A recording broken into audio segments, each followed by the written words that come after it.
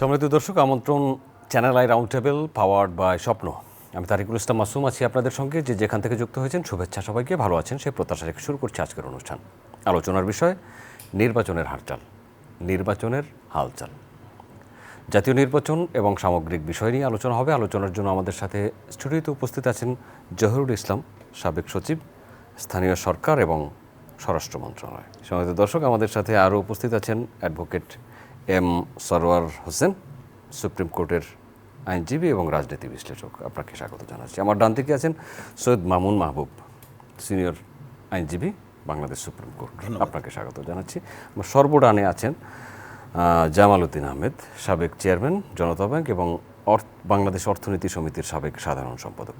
তিন অঙ্গনের চারজন মানুষ কথা বলবো। প্রশাসনের যিনি ছিলেন জহিরুল ইসলাম, আপনাকে দিয়ে শুরু করতে চাই। জাতীয় নির্বাচন শুরু হতে যাচ্ছে। জাতীয় নির্বাচনের মনোনয়ন জমাদান হয়ে গেছে, যাচাই বাছাই চলছে। 12ই ফেব্রুয়ারি 2026 ত্রয়োদশ জাতীয় সংসদ নির্বাচন হবে এবং একই দিনে গণভোট হবে। গণভোট এবং জাতীয় সংসদ নির্বাচন একসাথে হচ্ছে। এর পরিবেশ কেমন দেখছেন? আইন শৃঙ্খলা পরিস্থিতি কেমন দেখছেন, বা নির্বাচন কেমন হবে বলে ধারণা করছেন? নির্বাচন আমি তো মনে করি এখন পর্যন্ত যেভাবে ইলেকশনের ব্যাপারে information campaign from election commission এবং গভর্নমেন্টের যে সমস্ত বিবৃতি, প্রেস নোট এবং আদার ইনিশিয়েটিভস, সিকিউরিটি অ্যারেঞ্জমেন্ট, সবগুলো দেখে আপাতত দৃষ্টিতে আমার মনে হয় না যে আমাদের ইলেকশনটা খুব ট্রাবলড ইলেকশন হবে। ইলেকশন হয়তো ভালো হবে। আর দীর্ঘদিন মানুষ ভোটের অপেক্ষা ছিল, একটা ভালো ভোটের অপেক্ষায়। তারা মনে করছে এই যে ভোট পিপাসু নাগরিক, দেশের নাগরিক, এই সুযোগে আমার মনে হয় তারা সৎভাবে অনেস্টলি তাদের ওপিনিয়ন রিফ্লেক্ট করবে এবং they will vote for a very good, formidable and transparent government. এটা আমরা বিশ্বাস করি। আর একটা কথা হলো যে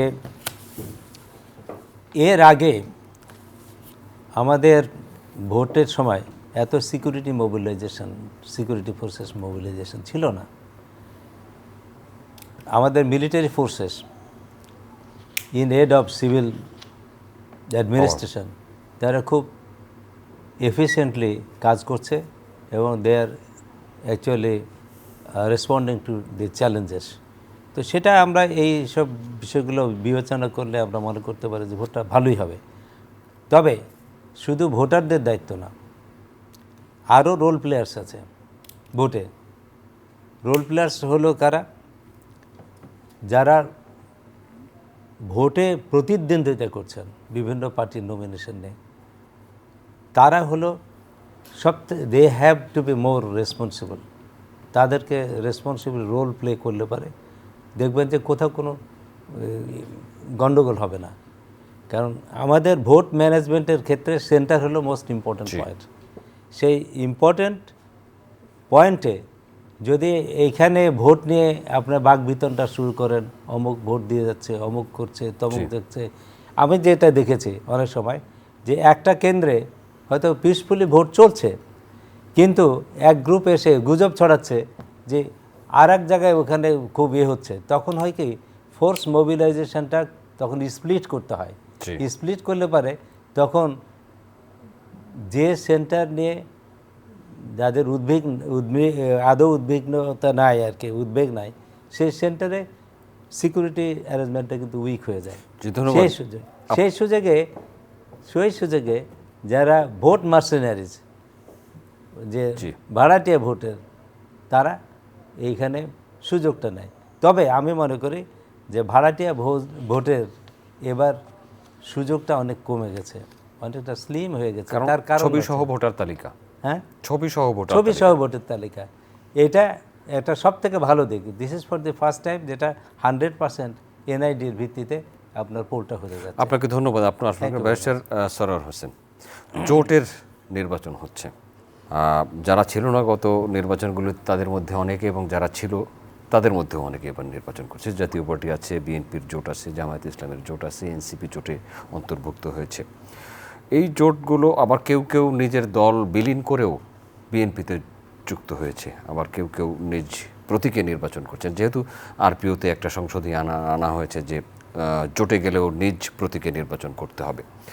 স্বতন্ত্র প্রার্থীদের ক্ষেত্রে যে 1% ভোট সংগ্রহ করে যাওয়া, এটার বিষয়ে একটু যদি বলবেন, আপনারা তো আইনের মানুষ।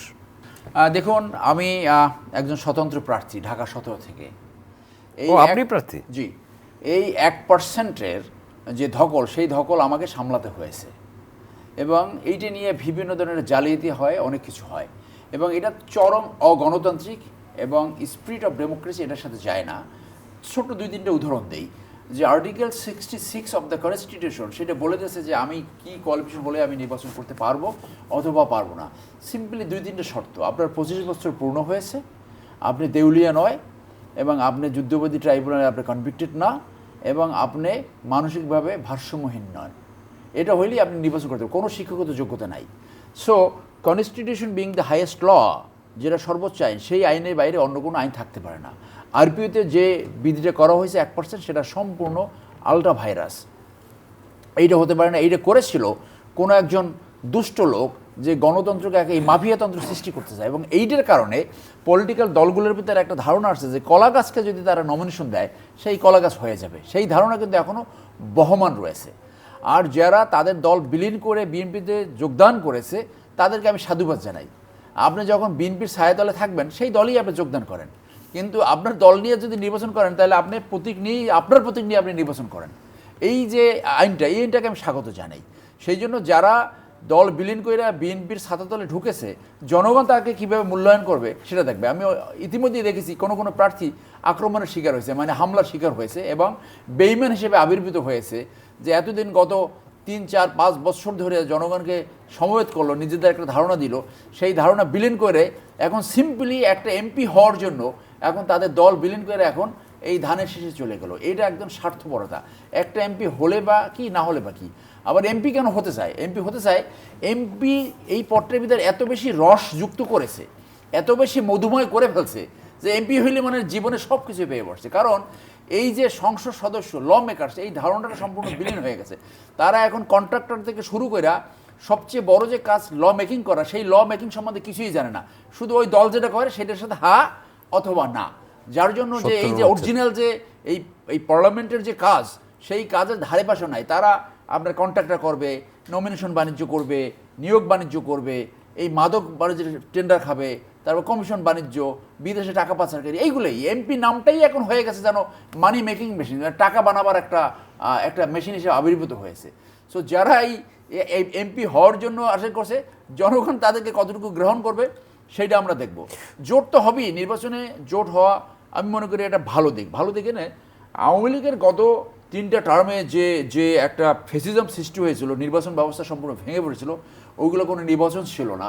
সেই ক্ষেত্রে ওই এক পেশে নির্বাচন যাতে না হতে পারে, সেই জন্য কিন্তু এটা পজিটিভ যে অন্য সবাই যে জামাত যে এখন জোট করছে। সেই জন্য আমি মনে করি at the end of the day বাংলাদেশের মানুষ ওই জুলাইয়ের বিপ্লবের যে স্পিরিট, সেইটা ধারণ করে ন্যায্যতা, আপনার সুশাসন, ন্যায় বিচার, এইটার দিকে ধাবিত হবে।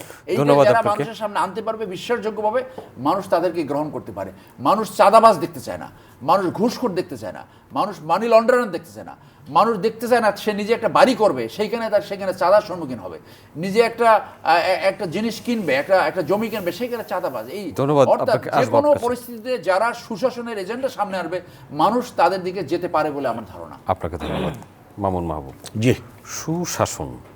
সুশাসন যারা আনতে পারে তাদের দিকে মানুষ যেতে পারে। দেখেন, সুশাসন, জি বলুন। সুশাসন তো দূরের কথা, যে ভদ্রলোককে বাংলাদেশের মানুষ, আওয়ামী লীগের লোকজন বা আওয়ামী লীগ সমর্থকরা বাদে, যারা দুহাত ভরে ভালোবাসা দিয়ে, শ্রদ্ধা দিয়ে 8ই আগস্ট শপথ নেওয়ালো, সেই ভদ্রলোকের নেতৃত্বে যে সরকার এই 16 মাস হতে চলল বোধহয়, সুশাসন তো দূরের কথা, শাসনই তো করছে না বাংলাদেশকে। মাত্র 60 থেকে 70টা লোক বাংলাদেশের 2টা গণমাধ্যম, গণপত্রিকা, ডেইলি স্টার এবং প্রথম আলো আগুন জ্বালিয়ে দিল।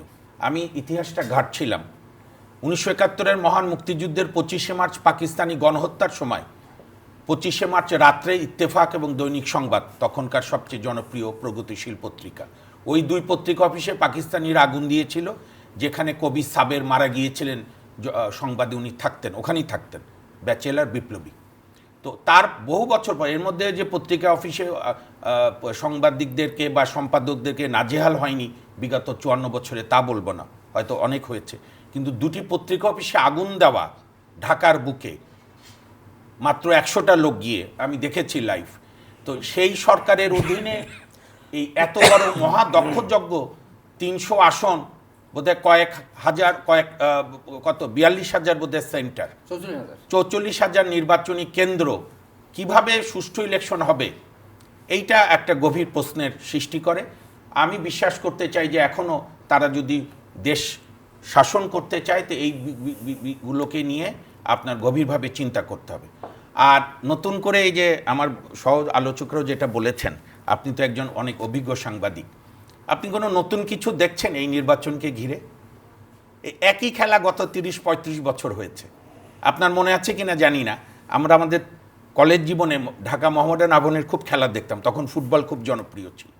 তো দল বদলের আগে এরকমই হতো, মোহামেডানের দামি প্লেয়ার বেশি টাকা পেত না, প্যাট করে চলে যেত বিরুদ্ধ শিবির আবাহনীতে জায়গা পেত না ব্রাদার্স জায়গা পেত না ওয়ান্ডার্স জায়গা পেত না বিজিএমসিতে, আবার মোহামেডানে।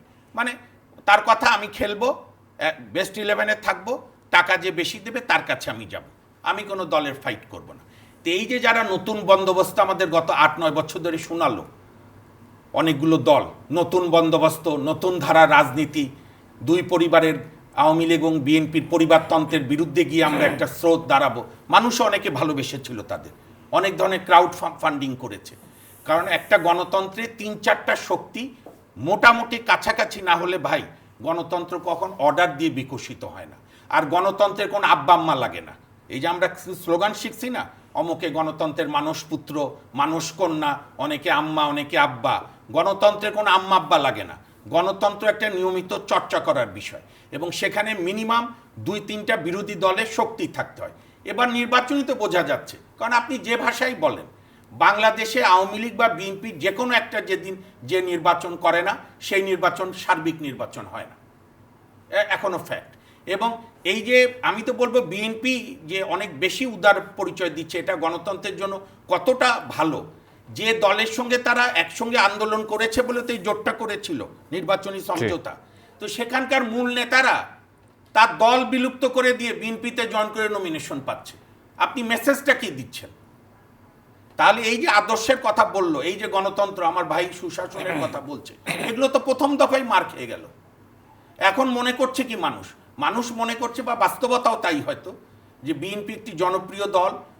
বিগত যে 4টা বৈধ নির্বাচন হয়েছে, 91, 96 একতরফা না, 96 যেটা 21শে জুনের নির্বাচন, 2001 এবং 2008, এই 4টি নির্বাচনের আপনি অঙ্ক নিয়ে বসেন, সেখানে ভোটে হয়তো আপনার আসনে হয়তো কোনোবার বিএনপি ব্যাপক সংখ্যাগরিষ্ঠতা পেয়েছে, আওয়ামী লীগ 56টা পেয়েছে, বা 2008-এ আওয়ামী লীগ অনেক পেয়েছে, বিএনপি 31টা পেলেও ইভেন কি 79 সালের নির্বাচন, যখন জিয়াউর রহমান সাহেবের অস্বাভাবিক জনপ্রিয়তা, বঙ্গবন্ধু হত্যাকাণ্ডের শিকার 4 জাতীয় নেতা নাই, আওয়ামী লীগ ভাঙাচুরা, সেইখানেও আওয়ামী লীগ সেকেন্ড। সো আপনার যে 100টা ভোট যদি ধরেন, তো 100 ভোটের মধ্যে 35-30, 65 ভোট আপনার দুই দলে বিভক্ত। এটা কারো কাছে শুনতে অপ্রিয় লাগলো, এটা বাস্তবতা। বাকি যে 35% ভোট আছে, সেখানে জামাতের কিছু আছে, বাকি হচ্ছে ফ্লোটিং, তারা দেয় বিজয়ের দিকে। তো সেইখানে আপনি এই যে এইবার তো আমি তো আশা করেছিলাম, আমার একজন নাগরিক হিসেবে প্রত্যাশা ছিল এনসিপি, অন্যান্য দলরা, গণতন্ত্র মঞ্চ, এই যে জোনায়েদ সাকিরা, নূরের গণ অধিকাররা, যেহেতু আওয়ামী লীগ নির্বাচনে আসতে পারছে না, আওয়ামী লীগ নির্বাচনে নাই, সুতরাং এইবার একটা গণতন্ত্রের ফাইট করতো। এমন না যে তাদের এবারই ক্ষমতায় যেতে হবে, এটা তো রাজনীতি না, কিন্তু সেই আদর্শ রাখলো না তারা, নীতিহীন। মানে আমার যে করি হোক, যেহেতু এবার ধানের শীষে জিতার চান্স সবচেয়ে বেশি, সো আমার ধানের শীষ মার্কা লাগবে, আমার পার্টি কেন, আমার বংশ বিলুপ্ত হোক। এবং একটি সুবিধাবাদী রাজনীতিকে আমরা প্রশ্রয় দিচ্ছি রাষ্ট্রীয়ভাবেও, রাষ্ট্রযন্ত্রের মাধ্যমে। এবং ইউনূস সাহেব সবচেয়ে তার নিরপেক্ষতা হারিয়েছে এনসিপিকে লালন ধারণ করে। ধন্যবাদ আপনাকে। সুবিধাবাদী রাজনীতিকে কি আমরা প্রশ্রয় দিচ্ছি এরকম এই ব্যবস্থার মধ্য দিয়ে? জামালউদ্দিন আহমেদ, দেখুন, সুবিধাবাদী রাজনীতিকে সুফল এবং কুফল উনি যেটা ভাই বললেন, আপনি দেখেন, আমি যখন আমার দোকান নিজে আমি যেটা ব্যবসাটা করি, সেই ব্যবসাটা বাদ দিয়ে নিজের দোকানটা ক্লোজ করে আরেক জায়গায় যাব, ইন দ্যাট কেস আমার উপরে পাবলিক ট্রাস্ট থাকবে না। এবং গণতন্ত্রে যদি ট্রাস্ট না থাকে, সরকারি সিভিল সার্ভিসে যারা আছে তাদের উপরে যদি মানুষের ট্রাস্ট না থাকে, যেমন আপনি ধরেন যে ইলেকশন কমিশন, এই দেশে আমরা তখন ভোটার হই না, 1970 সালের ইলেকশনটা আমি দেখছি, তখন ক্লাস 7 না 8 পড়তাম। হ্যাঁ হ্যাঁ, 70 সালে। তো ওই সময় আপনার নুরুল ইসলাম নামে এক ভদ্রলোক, মানে এক বিচারপতি, উনি ইলেকশন কমিশনের চেয়ারম্যান ছিল। The way he ran the election, ওই সময় কিন্তু নিউট্রাল ইলেকশন হয়েছে। এবং সেই নিউট্রালিটি যদি না থাকতো, তাহলে আপনার 1970 সালে আওয়ামী লীগ মেজরিটি পাইতো না। তার মানে পাকিস্তানের স্বৈরশাসক ইয়াহিয়া খানের সময়ও কিন্তু ইলেকশনটা অনেকটা নিরপেক্ষ হয়েছে, এটার প্রমাণ। তারপরে আসেন আপনার ধরেন যতগুলো ইলেকশন গেছে, ইলেকশন কমিশনার যদি যেই লোক গেট কিপার, উনি যদি পার্ট অফ দি প্রবলেম হয়, তাহলে কিন্তু সেই দেশে আইন, বিচার ব্যবস্থা, এখন কি তাই মনে হয় আপনার? অফকোর্স কারণ কিভাবে is a part of the problem. আপনি এখন ধরেন আপনার এখনকার কথা বাদ দিলাম, আপনি 55 বছরের হিস্ট্রি ইয়ে করেন, প্রত্যেকটা এখন ধরেন আপনার বলতেছে যে এই যে ভোট, আপনি একটা বললেন না যে প্রথমে যে ইয়েটা, যে আপনার এই যে গণভোট তো আগেও হয়েছে, এগুলো আপনাদের দেখার সুযোগ হয়েছে।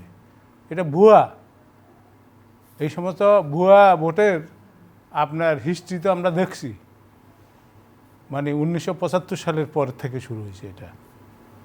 বঙ্গবন্ধু যখন মানে পরলোক গমন করেন, তারপরে আপনার যে ইলেকশনগুলো হয়েছে গণভোট, এগুলো কি হয়েছে? এটা তো পাবলিকের দোষ দিয়ে লাভ নাই, দোষ হলো পলিটিশিয়ানদের, those who run the state, যারা চালাইছে, দে ওয়ার নট ফেথফুল। এবং তাদের উপরে ট্রাস্ট না থাকলে তখন যা হওয়ার তাই হবে, সেটাই হচ্ছে এখন। If institution does not function, institution বলতে কি? সুপ্রিম কোর্ট বিচার ব্যবস্থা, হাইকোর্ট বিচার ব্যবস্থা, তারপরে আসেন সেন্ট্রাল ব্যাংক অর্থনৈতিক ব্যবস্থাপনা, আসেন সিকিউরিটিজ অ্যান্ড এক্সচেঞ্জ কমিশন, মানে আপনার স্টক মার্কেটের ব্যবস্থাপনা, আসেন এনার্জি রেগুলেটরি কমিশন, এনার্জি বিষয়ে যে যারা পলিসি মেক করে, আইন বানায়, এই যে ইনস্টিটিউশনগুলো, এরা হলো রাষ্ট্রের গেট কিপার। সেই গেট কিপার যখন পার্ট অফ দি প্রবলেম হয়, তখন কিন্তু সমাজে নৈরাজ্য সৃষ্টি হয়, অরাজকতা সৃষ্টি হয়, যেটা এখন আপনারা দেখতেছেন। যেমন আপনার ধরেন, এখন যদি বাংলাদেশ এইভাবে চলে, তাহলে আপনার ফেইল্ড রাষ্ট্র যেগুলো আছে পৃথিবীর, অলমোস্ট 20টা আইডেন্টিফাইড সোফার। সোমালিয়া ইজ দি নাম্বার 1, এরপরে আফগানিস্তান, তারপরে পাকিস্তানও আছে আমাদের এই এশিয়ার ভিতরে। কোন দিন বাংলাদেশ ওই লিগের ভিতরে ঢুকে? এখন আপনি যদি, যেই দেশে ল অ্যান্ড অর্ডার সিচুয়েশন ঠিক নেই, যেই দেশে বিচার ব্যবস্থা কাজ করে না, বিচার ব্যবস্থা বিষয়ে জানতে চাইবো দুজন সহ আলোচকের সাথে। আপনাকে বিচার ব্যবস্থা কাজ করে না, এবং সেখানে আপনার যদি ন্যায্য বিচার কার কাছে পাবে? মানুষ তো অ্যাকচুয়ালি ন্যায্য বিচার চায়, সাধারণ মানুষ। আপনাকে ধন্যবাদ। আসবো আপনার কাছে জহিরুল ইসলাম। পার্ট অফ দ্য প্রবলেম আসলে কি তাই? অনেকগুলো বিষয়ের সাথে তিনি সম্পৃক্ত করেছেন যে যদি ইনস্টিটিউশন যদি পার্ট অফ দ্য প্রবলেম হয়, তাহলে তো প্রবলেমই। Power corrupts man, absolute power absolutely, এটা তো মানে খুব বহুল প্রচলিত প্রবাদ। আপনার চেক অ্যান্ড ব্যালেন্স যে সিস্টেমের মধ্যে নাই, সে সিস্টেমটা তো মানে খুব যেটাকে বলা হয় অ্যানার্কিক হয়ে যাওয়ার কথা, এবং তাই হয়েছিল for the last 15 years। What we witnessed, অনেকগুলো সংস্থা ছিল, তাদের কাছে দায়িত্ব দেওয়া হয়েছিল, দায়িত্ব অর্পিত হয়েছিল, তারা সবসময় হিজ মাস্টার্স ভয়েস যা বলবেন সেটাকে কমপ্লাই করার জন্য তারা ব্যস্ত হয়ে পড়তো এবং তার জন্য they miserably fail to run the government and they have been ousted. এটা হলো this is the outcome of the people's public sentiment. People want fair, transparent administration, fair and transparent judiciary, fair and transparent disposal of business in all sectors, including your bank. Your bank miserably failed. হ্যাঁ, একবার বারাকাতের তো এত বরকত যে উনি যে খাস জমির হিসাব দিয়েছিলেন। আমি তো মানে 2 জেলায় ডিসি ছিলাম, তারপরে 4টা মন্ত্রণালয়ে আমি সচিব হিসেবে দায়িত্ব পালন করেছি। তিনি যে সমস্ত ফিকটিশাস, এগুলো হলো কি these are all mal propaganda against and establish government. এটা কেউ হয়তো কি আমাদের দেশের লোকরা তো কনসাসলি সব কিছু এক্সামিন করে না। আমাদের শাসকদেরকে ঠিক করে রাখতে গেলে সবথেকে বেশি মানে রেসপন্সিবল রোল প্লে করতে হবে কনসাস সিটিজেন্সদেরকে। আমাদের ইন্টেলিজেন্সিয়াকে খুব they should address the problems in a neutral and fair manner এবং তাদেরকে they should present the status of the country properly. তাই যদি হয় তাহলে people will be rightly motivated, তারা তাহলে রাইট ডিরেকশানে they will be asking questions, they will demanding fair justice, fairness in everywhere. যে দেশের জুডিশিয়ারি যিনি একজন রিটায়ার্ড জাস্টিস মানে he has been virtually compelled to quit his chair, উনি বললেন যে আমরা শপথবদ্ধ রাজনীতিবিদ, বিচারকরা। এরকম ভয়ানক বিশ্রী কথাবার্তা পৃথিবীর কোনো দেশে, এমনকি ইভেন ইন ফেলড স্টেটস, মানে এরকম কোনো সুপ্রিম কোর্টের জাস্টিস এরকম বাজে কথা বলেছেন।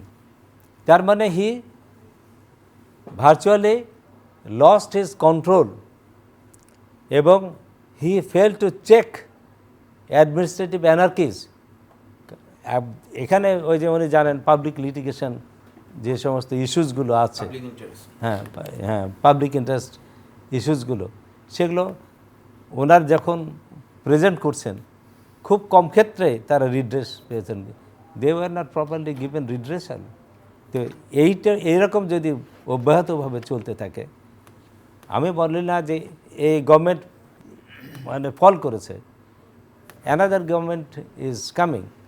তারা যদি দে সে step into the shoes of অফ যে footsteps of the previous government, তাহলে একই রকম আউটকাম হবে। তো আমাদেরকে we should try to realize the people's perception, people's demand, and we should honour the public opinion as well. যদি না করি তাহলে আমাদের ফেলড স্টেট হতে বেশি দেরি লাগবে না। আমরা we are not still a failed state, I tell you. এখনও হ্যাঁ না, আমি বলি পাকিস্তানকে ফেলড স্টেট বলে কারা? Those who do not like to be rigidly administered. ওখানে কিছু সমস্যা আছে, সেটা সিন্স বার্থ অফ পাকিস্তান, হ্যাঁ সিন্স ইনসেপশন অফ পাকিস্তান। এখানে মিলিটারিরা মানে দে ওয়ার ওয়ারশিপড লাইক গডস, হ্যাঁ মানে এবং তারা military hegemony was well felt in the running of civil administration. ধন্যবাদ আপনাকে। এবং জাস্টিস কায়ানের মতো অত হাই প্রোফাইল জাস্টিস থাকা সত্ত্বেও, তারপরে জাস্টিস কর্নেলিয়াস, তাদের মতো এত মানে বিরাট অস্ত্রের শক্তি বোধহয় বেশি বড় হ্যাঁ, শক্তিশালী। সেখানে তারা মনে করতো তাদের জন্মের পরে Pakistan had to get engaged in a battle with India in Kashmir, and they had also some concern about Goa, Daman, Diu and also Hyderabad. সেই জন্য তারা মিলিটারি পাওয়ারটাকে সবসময় মনে করেছে they will save the country, they will save the administration, they will save everything, and that's why they came to intervene with the civil administration. ধন্যবাদ আপনাকে। আমাদের দেশে এখনো পর্যন্ত আমি মনে করি our military is far more responsible. কিছু কিছু এক্সেপশন থাকবেই, সেটা আমরা নিজেরা যদি সিভিল অ্যাডমিনিস্ট্রেশন প্রপার লিডারশিপ না দিতে পারে তাহলে they will be actually say over powered হয়ে যাবে। ধন্যবাদ আপনাকে। ওভার পাওয়ার যাতে না হয়, যেন চেকস অ্যান্ড ব্যালেন্স থাকে, সেই চেষ্টাই করতে হবে সরকারকে। সরওয়ার হোসেন, জুডিশিয়ারি নিয়ে কিছু কথা বলেছেন সম্মানিত আলোচকরা। আপনার কাছ থেকে বাংলাদেশের জুডিশিয়ারির বর্তমান অবস্থা এবং ভবিষ্যৎ কেমন হওয়া উচিত? দেখুন, আমি 21 বছর একটা প্রফেশন ছিলাম, বাংলাদেশ মিলিটারিতে ছিলাম। শেষে অবসর নিয়ে পরে লিঙ্কনসিন থেকে আমি লিঙ্কনসিনের মেম্বার এবং ইউনিভার্সিটি অফ লন্ডন এবং সিটি ইউনিভার্সিটি অফ লন্ডন, দুইটা বিশ্ববিদ্যালয়ে আমি লেখাপড়া করে আসছি। সো আমি যদি ওই ইংল্যান্ডের বিচার ব্যবস্থার সাথে তুলনা করি, তুলনা তো করা যায় না, তবু কম্পারিজন, যদি তাদেরকে যদি আপনি 80 দেন, তাহলে বাংলাদেশ জুডিশিয়ারি পাবে 10, অর্থাৎ ফেইল্ড। হ্যাঁ, এখানে আমার এখানে সহকর্মী রয়েছে, একটা মামলা লিস্টে আনার জন্য, সেটা মোশন হিয়ারিং হোক অথবা রুল হিয়ারিং হোক বা অন্য কোনো শুনানি হোক, এইটা নিয়ে একটা রীতিমতো যুদ্ধ করতে হয়। এবং এই লিস্টে আনার জন্য যুদ্ধ করতে গিয়েই আপনি হাফ টায়ার্ড হয়ে যাবেন। সেজন্য আমি বলছি যে এখন যেই মুহূর্তে এপিলেট ডিভিশনে এখন এমন একটা মামলা জট সৃষ্টি হয়েছে সর্বোচ্চ কোর্টে, এইটা নিষ্পত্তি করতে মিনিমাম 25 বছর লাগবে। তাহলে সমাধান কি? সমাধান হলো এইখানে আরও 20টা মানে নতুন করে বেঞ্চ খোলা এপিলেট ডিভিশনে, 20, কমপক্ষে 20টা। আপনি ইউকেতে আপনি জানেন যে লে ম্যাজিস্ট্রেট আছে, মামলা জট কমানোর জন্য তারা নিয়ে আসে, আবার তারা চলে যায়। বাংলাদেশে 60,000 আপনার লয়ার, এখান থেকে আপনার যে কোনো লয়ারকে প্রভিশন করে 5 বছরের জন্য আপনি নিয়ে আসেন বিচারে, আবার তারা 5 বছর চলে আসবে। সিস্টেম চেঞ্জ করেন যে তারা ওখানে পার্মানেন্ট হবে না, 2 বছর পরে টেম্পোরারি এবং পার্মানেন্ট ব্যবস্থা আছে। হাইকোর্ট ডিভিশনে তো 5 লক্ষ এটা মামলার শুনানি করা রীতিমতো একটা যুদ্ধ। এটা গেলো একটা দিক। আরেকটা দিক হলো দ্য কোয়ালিটি অফ দ্য জাজেস।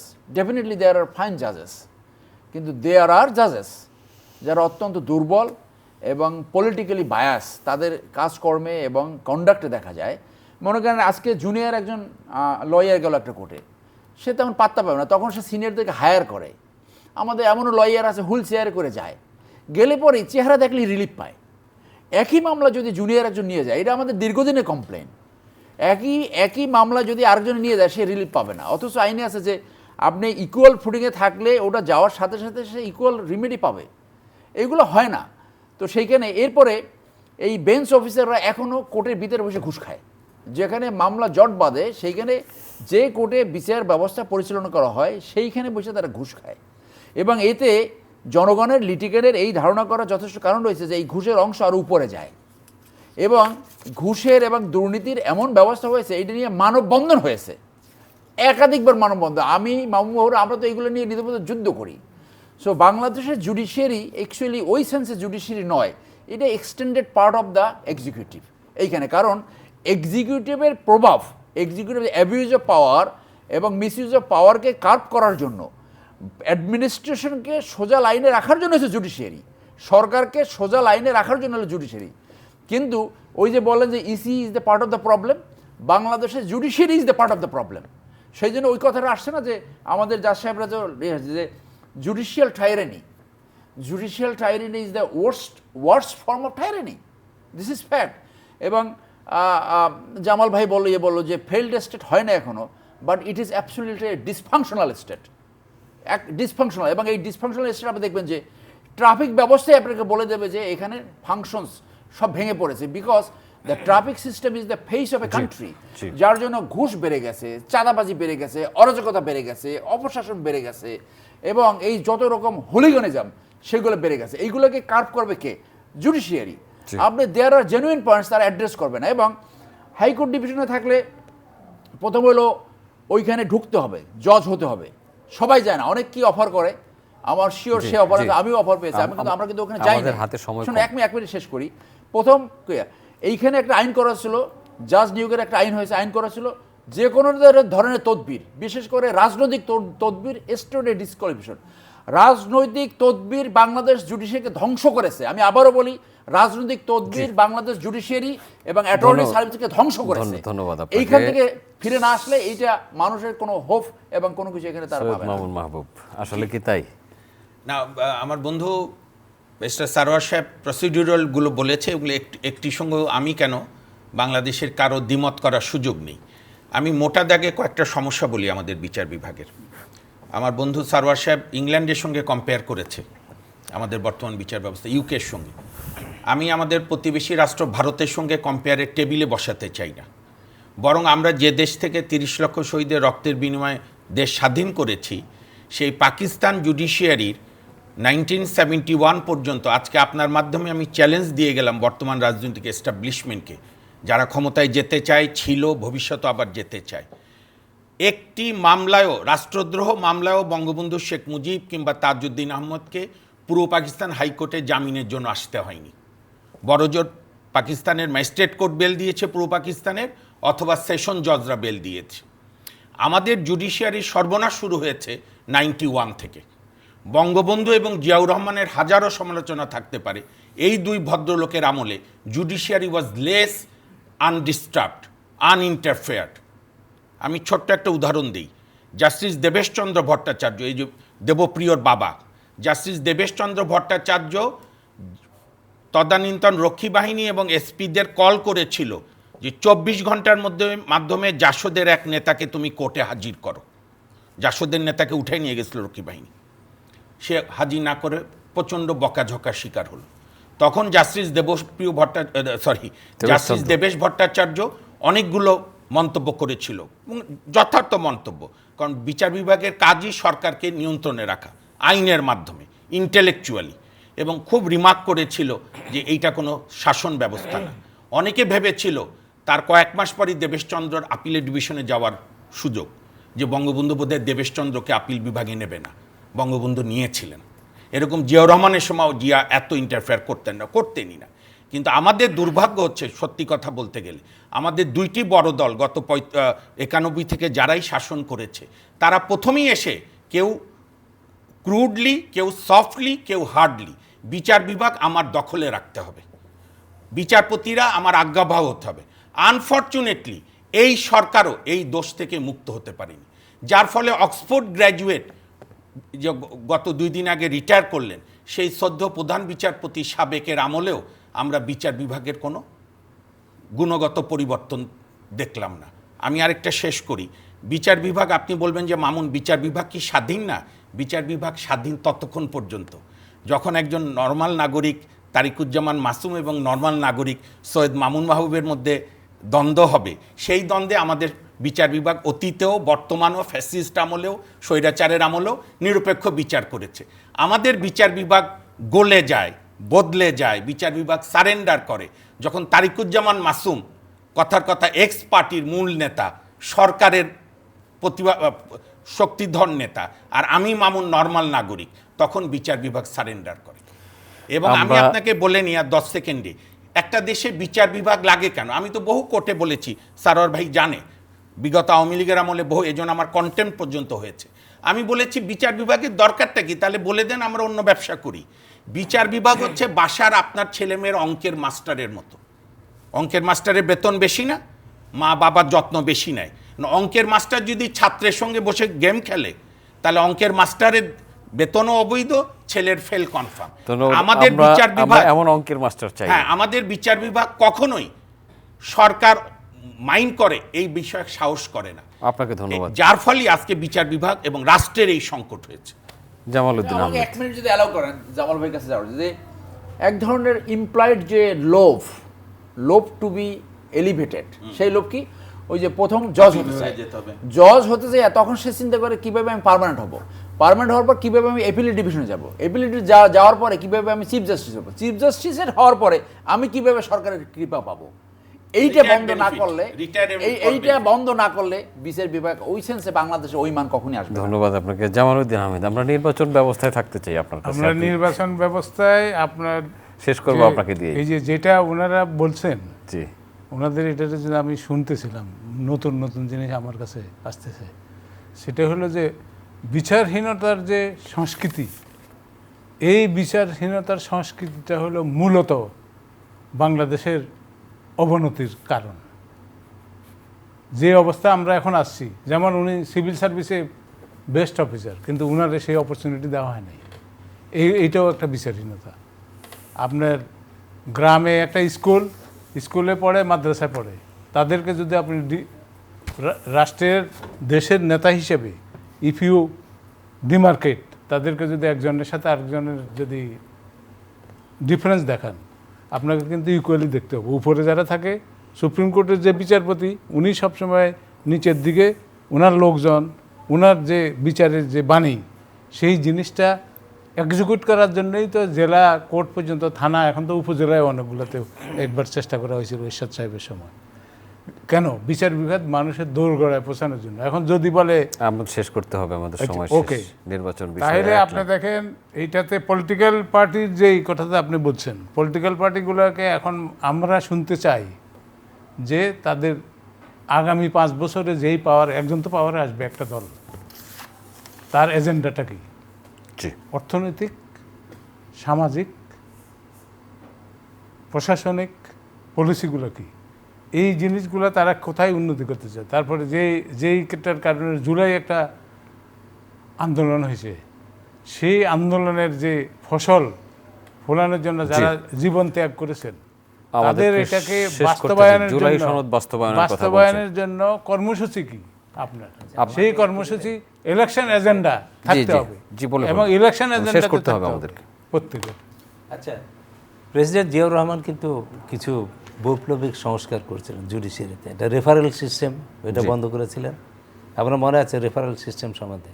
আমাদেরকে শেষ করতে হবে। ডিনোভো ট্রায়াল, এটা বন্ধ করে দিয়েছিলেন। অর্থাৎ ডিনোভো ট্রায়াল, আমি একজন ম্যাজিস্ট্রেট বিচার কাজ শুরু করলাম, মাঝপথে এসে আমি বদলি হয়ে গেলাম, আরেকজন ম্যাজিস্ট্রেট এসে আবার শুরু থেকে বিচার করবে। আর রেফারেল সিস্টেমটা ছিল আপনাদেরকে ধন্যবাদ। আমরা একটা ইতিবাচক পরিবর্তনের আশা করেই শেষ করছি আজকের অনুষ্ঠান। সম্মানিত দর্শক, এতক্ষণ আমাদের সাথে থাকার জন্য কৃতজ্ঞতা। আগামী অনুষ্ঠান দেখার আমন্ত্রণ রইল। দেখা হতে পারে সেই অনুষ্ঠানে। ভালো থাকবেন সবাই। আপনাদের সবার জন্য অনেক অনেক শুভকামনা।